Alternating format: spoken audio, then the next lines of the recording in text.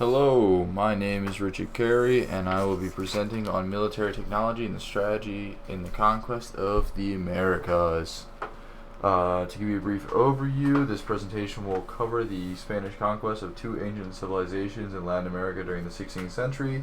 As we know from our knowledge in the class, Hernando Cortes was a Spanish conquistador that led the expedition against the Aztecs near Mexico. We will also look at the conquest in Peru against the Incan Empire. We know that the Spanish crown at the time was exploring lands to extract resources of value. They had no intention of establishing a relationship on the basis of trade. They also did so by taking out the local leaders and the indigenous people and using them for free labor for the extraction of raw materials. And here's a nice meme of conquistadors. I thought you'd like it. Hopefully.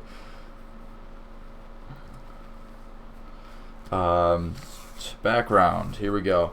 To understand this period of Spanish exploration and conquest, we must look at the Reconquista that took place in the Iberian Peninsula beginning in 1718. Once the Spanish reconquered the territory from the Moors, they launched an exploration campaign in order to expand their territory and claim resources, a procedure that was developed in the Reconquista that would be implemented in the conquest of the Americas.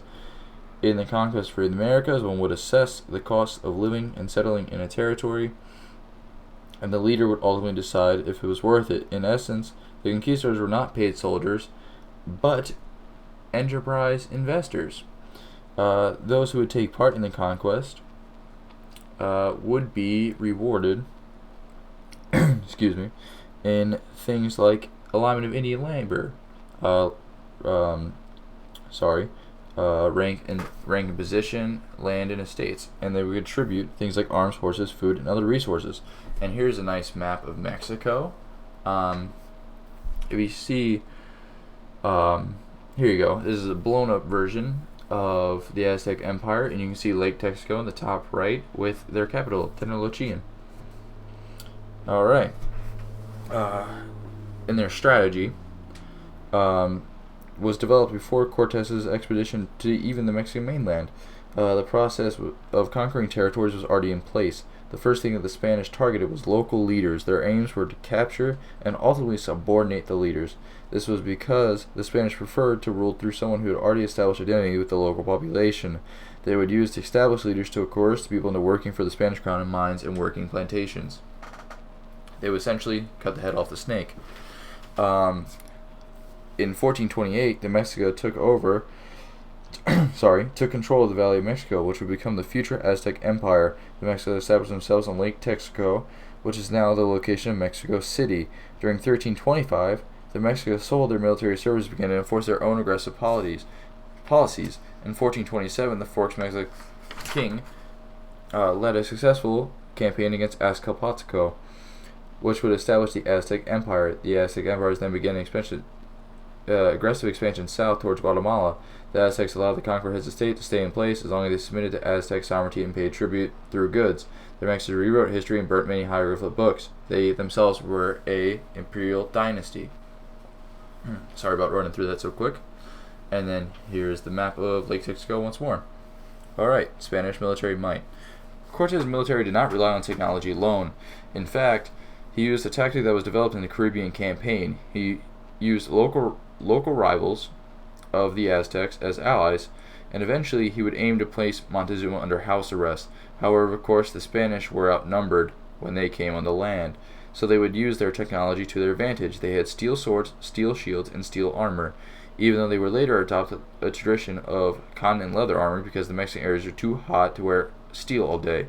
Their horses gave them the upper hand when it came to battlefield mobility. The book, The True History of the Conquest of New Spain, makes the same comparison as the advantage of modern-day tanks. In the aspect of weaponry, the Spaniards had crossbows, the arquebus, which was a matchlock rifle, escopetas, which were matchlock scatterguns, cannons, which shot steel and stone balls, and horses. The Spaniards had a clear advantage in range battle. However, Humphrey's book asserts that the Spaniards were vulnerable in tight spaces because they could be rushed. Mesoamerican weaponry. By the time Spaniards arrived on Mexican mainland, the Aztecs were already developed in their own clear battle traditions. They were born for battle. However, they were at a major disadvantage for many reasons. First, they had not reached the Bronze Age. Everything was crafted from either wood, cotton, leather, or obsidian. They had many weapons like the atlatl, the bow and arrow, a club, and the machuti. To start, the alado was a spear thrower that operated by having a thrower held in hand that essentially extended the throwing arm of the user, which to achieve a higher rate of thrust for the spear. The atlatl was proven to increase spear thrust by 60%, achieving higher devastation to the person that was hit by the spear, and sometimes, in many cases, it proved to double the distance of the spears thrown. The machuti was a long club that was a giant wooden club. However, it had jagged razor-sharp pieces of a sitting wedge in the sides. Del Castillo notes that the swords were sharp enough to cut off a horse's head and outright inflict deep bleeding wounds. The weapons were easily penetrated leather and cotton, but they had a harder time penetrating steel armor, which some Spaniards were still using, so they would aim for the face and limbs that were exposed.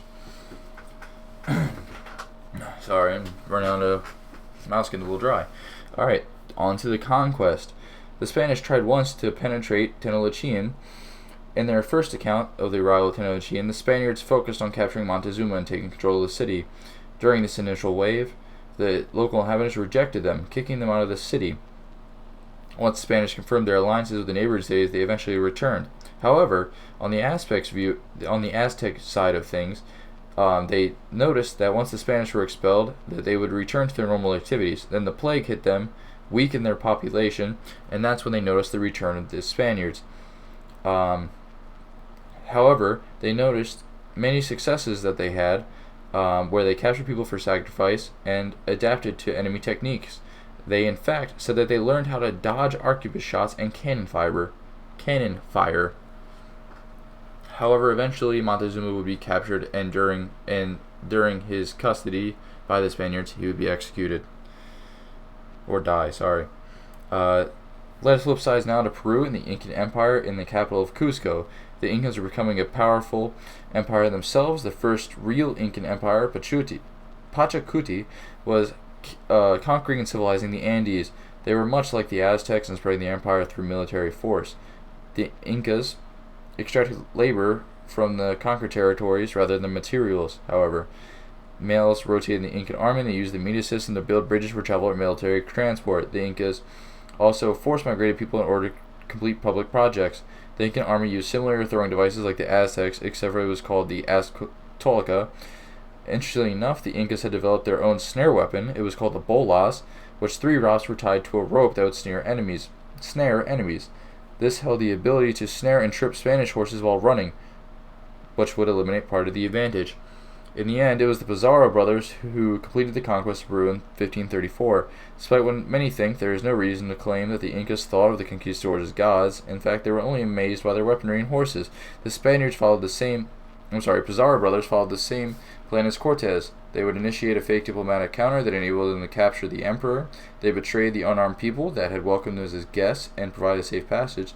Later, the Inca Atahualpa was executed. Then the continuous conquests of battles where people tried to retake the city failed.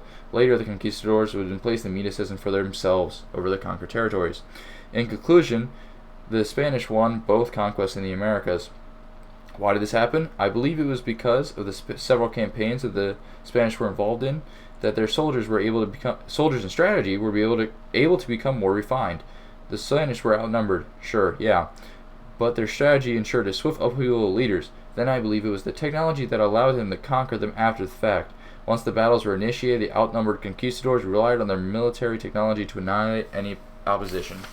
And that is my presentation. Thank you for listening along. I know I rambled very quickly, but I appreciate the patience.